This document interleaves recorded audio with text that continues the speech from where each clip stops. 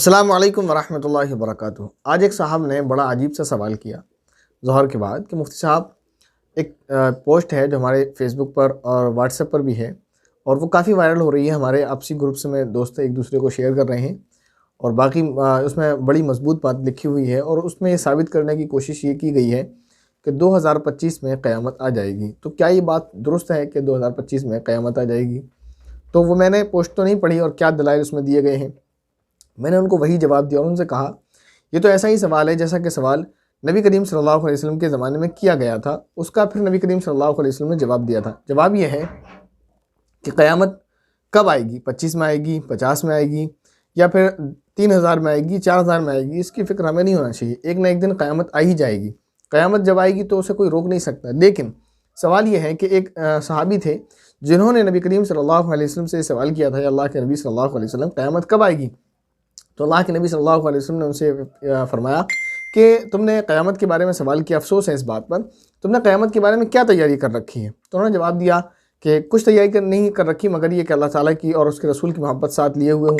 तो नबी करीम सल्लल्लाहु अलैहि वसल्लम ने ये जवाब फरमाया कि तो जो शख्स जिससे मोहब्बत रखेगा क़यामत के दिन उसका अंजाम उसी के साथ होगा। बहरहाल यही इसके बाद एक और रिवायत है जिसमें नबी करीम सल्लल्लाहु अलैहि वसल्लम ने ये फरमाया, वहाँ नसीहत ये की गई थी उनको, इन दोनों रिवायत और एक और रिवायत, उसका खुलासा यही है। नसीहत ये की गई थी इंसान जब मर जाता है उसकी अपनी क़यामत आ जाती है। तो जब इंसान मर जाएगा तो उसकी क़यामत आ जाएगी। आपको इस बात की फ़िक्र नहीं करना कि क़यामत कब आएगी, कि कब ये दुनिया ख़त्म होगी, कब क़यामत आएगी, कब हिसाब व किताब होगा, क्योंकि फ़िक्र आपको करनी चाहिए अपनी। एक रिवायत है जिसमें अल्फाज ये हैं, वहाँ जो मजलिस में लोग बैठे थे उसमें नबी करीम सल्लल्लाहु अलैहि वसल्लम ने एक बच्चे की तरफ इशारा करते हुए फरमाया कि अगर ये ज़िंदा रहा तो इसके बुढ़ापा आने से पहले पहले तुम पर तुम्हारी क़यामत आ जाएगी। तो रावी कहते हैं इससे मुराद ये था, नबी करीम सल्लल्लाहु अलैहि वसल्लम की ये मुराद थी कि क़यामत से मुराद तुम्हारी मौत, यानी तुम पर तुम्हारी मौत आ जाएगी। तो इंसान की मौत ही उसकी क़यामत है। यह नबी करीम सल्लल्लाहु अलैहि वसल्लम ने खुद फरमाया है कि हमें जो फ़िक्र करना चाहिए वो क़यामत कुबरा की नहीं करना चाहिए कि क़यामत कब आएगी। हमें फ़िक्र इस बात की करना चाहिए कि हम मर जाएंगे तो हमारी क़यामत आ जाएगी। तो जिस दिन हम मरे हमारी क़यामत आ जाएगी, हमारा हिसाब व किताब शुरू हो जाएगा, फ़रिश्ते हमसे सवाल जवाब करने लगेंगे, हमारे अमालों का जायज़ा लिया जाने लगेगा। तो हमें अपनी फ़िक्र करना चाहिए, हमें अभी अपने अमल का जायज़ा लेना चाहिए कि हमने क़यामत की क्या तैयारी कर रखी है, ना कि ये सवाल हो, ना इस चक्कर में पड़े कि क़यामत कब आएगी। 2025 में क़यामत आए या 50 में आए या कभी और आए, क़यामत एक दिन आनी है। लेकिन हमारी जो एक क़यामत यकीनी है कि हम कभी भी मर सकते हैं, जिसका हमें कोई पता नहीं है। अगर हम आज मर गए तो हमारी क़यामत है, हम मर जाएंगे तो फिर क़यामत कभी भी आते रहे, उससे क्या फ़र्क पड़ता है, क्योंकि हमारी क़यामत तो आ चुकी। तो इसलिए हमें मेरे भाइयों अपनी जो है तैयारी करना चाहिए कि हम अपनी तैयारी करें कि हमने अपनी क़यामत के लिए क्या तैयारी कर रखी। इसलिए इन सवालों में ना उलझें कि किस पोस्ट में क्या दलाइल दिए गए और उन्होंने इससे क्या साबित करने की कोशिश की है कि 25 में क़यामत आएगी या 26 में आएगी या 50 में आएगी।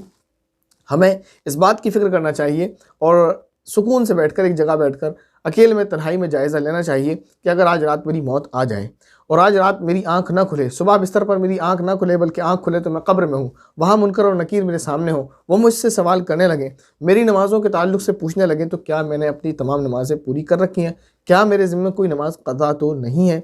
अगर जवाब हाँ में है तो बहुत अच्छा, बहुत मुबारक, और अगर जवाब ना में आया तो फिर मुझे अपनी क़र्ज़ नमाज जो क़ज़ा नमाज़ हैं उनको अदा कर लेना चाहिए।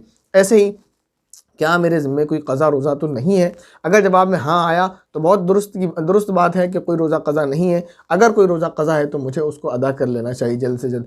ऐसे ही दुनियावी मामलात में बंदों के जो हुकूक़ हैं, तो किसी का हक़ मेरे ऊपर तो नहीं है, किसी का कर्ज़ा तो मेरे ऊपर नहीं है, किसी को सताया था, मैं किसी का दिल दुखा कर बैठा हूँ, तो कहीं ऐसा तो नहीं कि मैंने उससे अब तक सॉरी नहीं किया, उससे माफ़ी नहीं मांगी है। अगर ऐसा कुछ है तो अगर मैंने किसी का दिल दुखाया है तो मुझे उससे माफ़ी मांग लेनी चाहिए। अगर मैं किसी का पैसा लिए बैठा हूँ तो मुझे उसका पैसा लौटा देना चाहिए।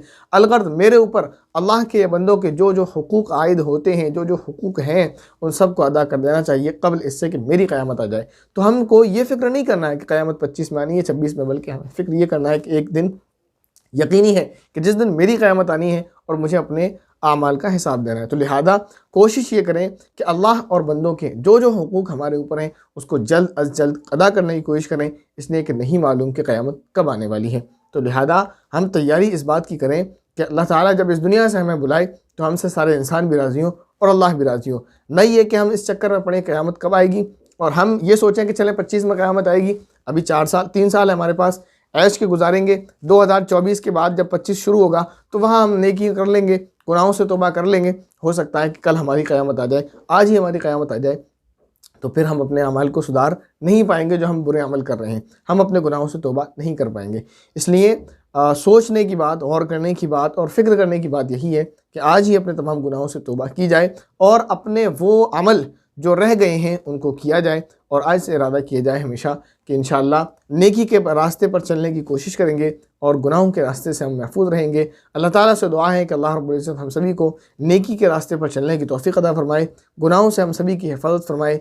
आमीन बिजाहि सय्यिदिल मुरसलीन। अस्सलामु अलैकुम व रहमतुल्लाहि व बरकातुहू।